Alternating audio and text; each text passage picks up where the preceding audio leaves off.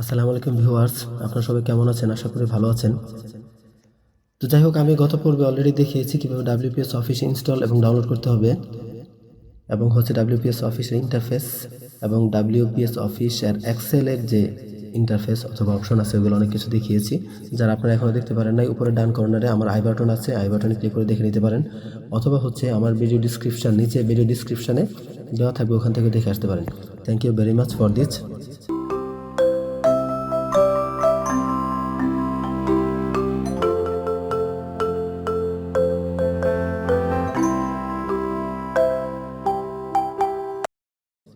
তো যাই হোক, আমি আর কথা বাড়াচ্ছি না, আমার টিউটোরিয়ালে চলে যাচ্ছি। আমি আজকে দেখাবো কিভাবে আপনি WPS অফিসের ফাইলে আপনি টাইপ করেছেন সেটা কিভাবে আপনি সেভ করবেন আপনার মোবাইলে যে কোনো ফাইলে অথবা ফোল্ডারে। আমি প্রথমে WPS অফিসে এন্ট্রি হব। WPS অফিসে চলে পূর্বের মতো প্লাস আইকনে ক্লিক করে আমি এক্সেলএস ওপেন করব। এক্সেলএসে ক্লিক করব, পূর্বের মতো ব্ল্যাঙ্কে ক্লিক করব। তাহলে আমার অফিস এক্সেলএস এর ইন্টারফেসটা চলে আসলো। এখান থেকে আপনি যে কোনো একটি কলাম অথবা এর যে কোনো একটি স্থানে ক্লিক করবেন। ক্লিক করার পর এখানে ডাবল ক্লিক করবেন। তাহলে আপনার এখানে যে কোনো কিছু লেখার জন্য অপশন চলে আসবে, টাইপ করার অপশন, টাইপিং অপশন চলে আসবে। তো এখানে আমি টাইপ করলাম HAPP, হ্যাপি। তো হ্যাপি টাইপ করার পর এই যে হ্যাপি টাইপ করলাম, এটা আমি এখন সেভ করে নেব আর কি, ফাইলটা সেভ করব। সেভ করার জন্য কিভাবে, আমি কেন হ্যাপি টাইপ করলাম এটা পরে বুঝতে পারবেন। তো যাই হোক, উপরে সেভ করার জন্য অনেকগুলো ওয়ে আছে। একটা আপনি যখন এখান থেকে কেটে বের হয়ে যাবেন, এখান থেকে যখন ব্যাক করবেন তখন আপনার সেভ চাইবে আর কি। যেমন আমি দেখাচ্ছি, এই যে সেভ চাইছে, এখানে আমি ব্যাক করছি, পরে সেভ চাইছে, আমি এখানে ক্যান্সেল করে দিলাম। এখান থেকে সেভ করবেন, আপনি এখান থেকে সেভ করে নিতে পারেন।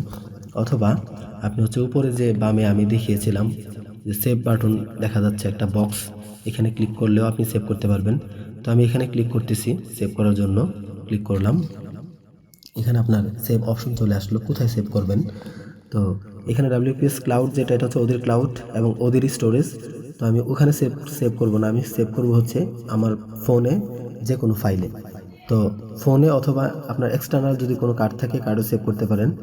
তো আমি প্রথমে ফোনে ক্লিক করলাম, করার পর এখানে আমার ফোনের যতগুলো ফোল্ডার আছে সবগুলো ফোল্ডার শো করতেছে। আপনি কোথায় সেভ করবেন সেই ফোল্ডারটা আপনার এখান থেকে ঠিক করে নিতে হবে। ঠিক করলাম ডকুমেন্টস। কেন ডকুমেন্টস ঠিক করলাম? আপনি যে কোনো ফোল্ডার সেভ করতে পারেন, তবে আমি যেটা মনে করি ডকুমেন্টসে সেভ করাটাই বেটার। কারণ ডকুমেন্টস মানেই বিভিন্ন ধরনের ডকুমেন্টস আর কি। টাইপ করার যত জিনিস আছে সবগুলাই বিশেষ করে ডকুমেন্টস বলে আর কি। ডকুমেন্টস সেভ করা টাইম বেটার মনে করি। তো ডকুমেন্টসে আমি ক্লিক করলাম। ক্লিক করার পর আমার ডকুমেন্টসে যেগুলো আগে পূর্বে সেভ ছিল এগুলো সব চলে আসলো।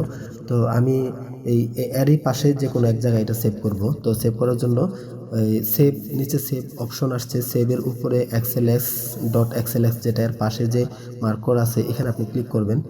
ক্লিক করার পর এটা কেটে দিবেন। কেটে দিয়ে আপনি আপনার নিজের ইচ্ছা মতো নাম লিখবেন। আমি এখানে নাম লিখলাম মাই অ্যাকাউন্ট। আপনি আপনার ইচ্ছা মতো লিখে নিন। আমি মাই অ্যাকাউন্ট নামে সেভ করব। তো এই লেখার পর আপনার কোনো কাজ নাই, আপনি সেভ বাটনে ক্লিক করে দিবেন, তাহলে জিনিসটা সেভ হয়ে যাবে। তো অলরেডি সেভ হয়ে গেছে। তো সেভ করার পর আমি যদি দেখতে চাই যে কোথায় সেভ হয়েছে, আমি তো জানি, তারপর আমি দেখি আদৌ কি সেভ হলো কিনা। তো আমি এখান থেকে ব্যাক করে গেলাম, ব্যাক করলাম। ব্যাক করার পর এই যে অলরেডি ওদের যে ইন্টারফেসটা আছে, এই ইন্টারফেসে কিন্তু অলরেডি মাই অ্যাকাউন্ট নামে একটি ফোল্ডার ফাইল যোগ হয়েছে। তো আমি এখান থেকে আমি দেখবো আমার যে ফোল্ডার যোগ করলাম ওই ফোল্ডারে কি আছে কিনা। তো আমি মাই ফাইলে ঢুকলাম, ঢোকার পর আমার ইন্টারনাল স্টোরেজে ঢুকলাম। ঢোকার পর ডকুমেন্টস কোথায়, এখানেও তো আমার অনেক ফাইল আছে, তার মধ্যে যে ডকুমেন্টসে ক্লিক করলাম।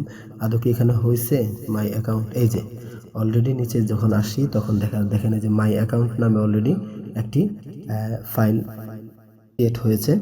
তো এই মাই অ্যাকাউন্টে যদি আমি ক্লিক করি তাহলে আমি সরাসরি WPS অফিসের মাধ্যমে ফাইলটা ওপেন করতে পারবো। ক্লিক করলাম। ক্লিক করার পর এখানে এরা অলরেডি চাইলো যে কোন ইয়েতে আপনি ওপেন করবেন। তো যে WPS অফিস নিচে যে মার্ক করা আছে এটি WPS অফিস। এখানে আরও অনেকগুলো WPS অফিস লেখা আছে, এগুলো কনভার্টার। এই যে নিচে লেখা আছে দেন কনভার্টার টু। তো ফাইল টক কিট এগুলো না, আপনি হচ্ছে WPS অফিস নিচে কোনো কিছু লেখা থাকবে না, এটাতে আপনি ওপেন করবেন। ওপেন করার পর এই যে আমার যে হ্যাপি লেখা ছিল, আমি বোঝানোর জন্য যে যদি কোনো কিছু লেখা না থাকতো তাহলে বুঝতেন কীভাবে যে কোন ফাইলে সেভ হয়েছে বা ফাইলটাকে সেভ হয়েছে আদৌ কি না, তো ব্ল্যাঙ্ক থাকতো, আপনি বুঝতে পারতেন না। তো এই জন্য আমি এটা হ্যাপি লিখে রাখলাম যে আসলে কি ওই ফাইলটাই সেভ হয়েছে না অন্য কোনো কিছু হয়েছে আর কি। তো যাই হোক, thank you for this watching video, thank you very much, আসসালামু আলাইকুম।